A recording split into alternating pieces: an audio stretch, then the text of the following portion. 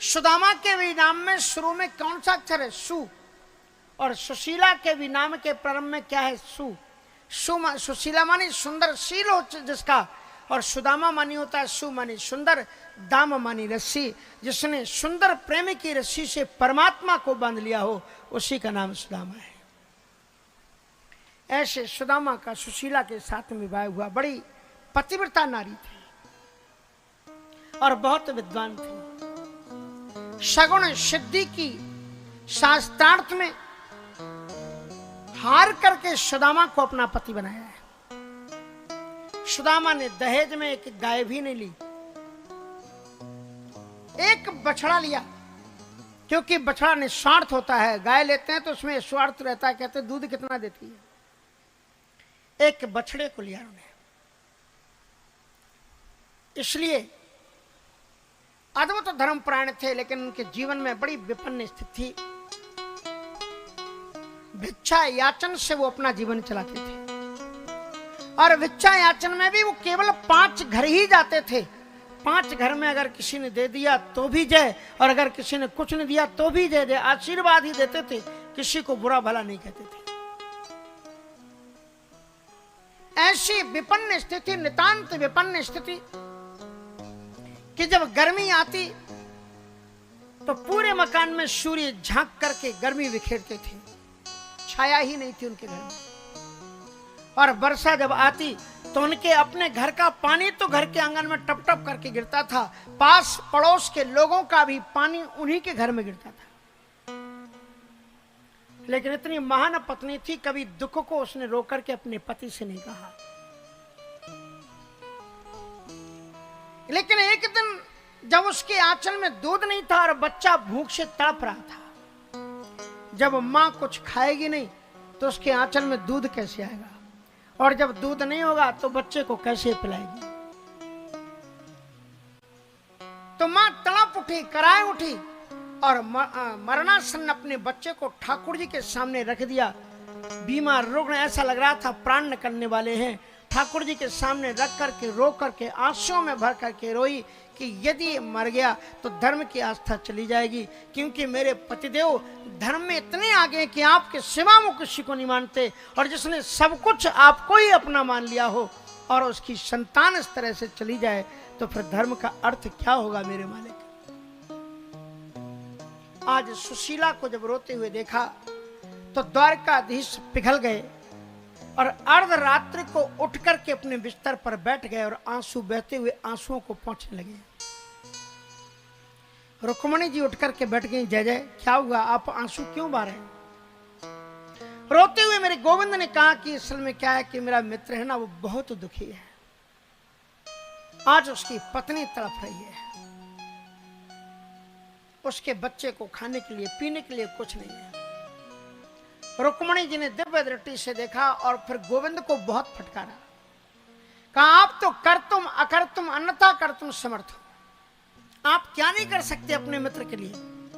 जो त्रिभुवन का मालिक और उसका मित्र इस तरह से अधीर होए, ऐसा आपको नहीं करना चाहिए। जो लक्ष्मीपति, उसे कौन सी कमी है, कुछ भी दे देते आप उसको। श्री कृष्ण ने कहा कि मैं भी उसे बहुत कुछ देना चाहता हूं, लेकिन ये इतना हठी ब्राह्मण है, इससे मैं बार बार कह करके आया था तेरे जीवन में किसी भी प्रकार का अभाव हो तो तू मेरे पास चले आना, लेकिन इतने दुख उठा रहा है लेकिन मेरे पास नहीं आता। तो सुशीला ने कहा कि वो यदि हटी है तो तुम तो हटी नहीं हो, तुम ही चले जाओ उसके पास। और फिर गोविंद ने अपनी पत्नी रुक्मणी जी की बात मानी, एक भिक्षुक का रूप बनाया और सुदामा के घर के सामने आकर के आवाज लगाने लगी, भिक्षाम देहि भगवती भिक्षाम देहि भिक्षाम देहि। और इतनी मधुर सरस आवाज को सुनकर के सुशीला जी निकल करके बाहर आई। तड़प उठी कि आज भिक्षुक मेरे पास दरवाजे पर पहली बार आया है, इससे मैं क्या दूं। दौड़ करके अंदर गई तो मुश्किल से 2-4 चावल के दाने जो रखे हुए थे मिट्टी के फूटे हुए बर्तन में लेकर के आई और उस भिक्षुक के खप्पर में डालने लगी। चावल के दाने तो 2-4 ही गिरे, पर आंसू की धारा उसमें बरस रही थी। भिक्षुक ने कहा कि देवी, भिक्षा देने में आपको कष्ट हो रहा है? कहा नहीं भिक्षुक, कष्ट मुझे नहीं हो रहा है, मुझे प्रसन्नता हो रही है। अगर दरवाजे पर कोई भिक्षुक आए तो प्रसन्न होना चाहिए। लेकिन क्या कहना है भिक्षुक, न जाने कितने दूर देश से आप आए हैं, पर मेरे पास में इन आंसुओं के सिवा आपको भिक्षा में देने के लिए कुछ भी नहीं है। उस भिक्षुक ने कहा कि धन्य है देवी आपकी यह स्थिति। अरे आपको मालूम है कि जिस पत्नी, जिस नारी के पति के मित्र साक्षात त्रिभुवनपति द्वारकाधीश नारायण हो, कृष्ण हो, उसके जीवन में अभाव क्या तुम्हें मालूम है? तुम्हारे पति ने तुम्हें ये बताया कि तुम्हारे पति सुदामा के द्वारकाधीश श्री कृष्ण मित्र हैं। उन्होंने ये बात तुमसे छुपा करके रखी आज तक। सुशीला ने कहा आप ये मत कहो, वो मुझसे कुछ भी नहीं छुपाते हैं। शायद इसलिए उन्होंने नहीं बताया कि जो लोग साथ में पढ़ते हैं ना, अगर वो अमीर बाप के बेटे हों, जब वो रईस हो जाते हैं तो फिर अपने क्लास फेलो, अपने क्लास में पढ़ने वाले लोगों को पहचानने से भी मना कर देते हैं कि तुम मेरे साथ में पढ़ते थे, नहीं तो ये मेरी बराबरी में आ जाएगा। इसलिए उन्होंने नहीं बताया होगा कि वो शायद नहीं पहचानेगा। पर उस भिक्षुक ने कहा कि देवी, यदि आप ये द्वारकाधीश के बारे में कह रही हैं तो आपका कथन गलत है, क्योंकि अभी मैं कुछ दिन पहले द्वारिका गया था। द्वारकाधीश गोविंद सुदामा का नाम ले रहे थे और वो कह रहे थे यदि सुदामा ब्राह्मण एक बार मेरे सामने आ जाए तो दास्यति द्रवणम भूरी शीदते ते कुटुंबने, मैं इतना दूंगा कि 7 पीढ़ी बैठ करके खाएगी, उसे कहीं भी जाना नहीं पड़ेगा। इसलिए एक बार अपने पति को द्वारकाधीश के पास पहुंचा करके तो देखो। और इतना कहकर के वो भिक्षुक अदृश्य हो गया। आज सुदामा जी को भिक्षा में कुछ मिला नहीं, बड़े निराश थे, सोच रहे थे मैं क्या दूंगा सुशीला को पकाने के लिए। लेकिन सुशीला आज इतनी प्रसन्न थी कि सुदामा जी ने जीवन भर में उसे कभी इतनी रौनक पत्नी के मुख में देखी नहीं थी। अपनी पत्नी को प्रसन्न देख करके सोचा मैंने तो इसे कभी इतना सुख दिया नहीं, लेकिन ये कितनी धर्मपरायणा है, खुद अपने ही धर्म से सुखी रहती है। बड़े खुश हुए। कहा सुशीला सच कहूं आज मैं बहुत प्रसन्न हूं। बोले आप क्यों प्रसन्न है? कहा क्योंकि मैं तुम्हें प्रसन्न देख रहा हूं, क्योंकि जिसकी पत्नी, जो पति अपने पत्नी के मुख को देख करके प्रसन्न होते हैं, सौभाग्यशाली होते हैं। मैं तुम्हें देख करके प्रसन्न हूं। सुशीला से पूछा इतनी प्रसन्न तुमको मैंने कभी नहीं देखी, क्या बात है? कहा जो बात तुमने कभी नहीं बताई वो कोई परदेशी बता के चला गया। बोले प्रिय ऐसी कौन सी बात है जो मैंने तुम्हें नहीं बताई? कहा सच बताओ, क्या द्वारकाधीश तुम्हारे मित्र हैं? इतना सुनते ही सुदामा जी कांपने लगे, हाथ की लकुट और झोली गिर गई, आंखों से आंसुओं की धारा बहने लगी और गोविंद गोविंद कहकर के रोने लगे। बाद में बोले सुशीला यहाँ आओ, मेरे पास आओ, इधर बैठो, मेरे बगल में बैठो। बैठ गई सुशीला। कहा कहो ना। कहा देखो मेरे और उसके सिवा कोई नहीं जानता कि मैं उसका मित्र हूं, वो मेरा मित्र है। तुम्हें किसने बताया कि वो मेरा मित्र है? सुशीला ने कहा कि कोई एक भिक्षुक आया था। तुमने गौर से उस भिक्षुक को देखा था? बोले हाँ। बोले सांवला सा था क्या? सुशीला के रोंगटे खड़े होने लगे। कहा वो देखता कहीं होगा और निगाहें उसकी कहीं होंगी, ऐसी था क्या? देखता तिरछी देखता था? बोले हाँ ऐसा ही था। कहा जब वो हंसता है ना, हंसता होगा तो उसके गालों में गड्ढे पड़ते थे, चिबुक निशान पड़ते थे। सुशीला रो उठी। कहा बिल्कुल आप जैसा बता रहे वैसा ही था। सुशीला को हृदय से लगा लिया, तुम बड़ी सौभाग्यशाली हो। अरे पगली, इस भिक्षुक के दरबारे पर भीख मांगने वाले भी नहीं आते, वो साक्षात मेरा मित्र ही द्वारकाधीश होगा, और कौन हो सकता है। किसको परवाह पड़ी इस दिन ही।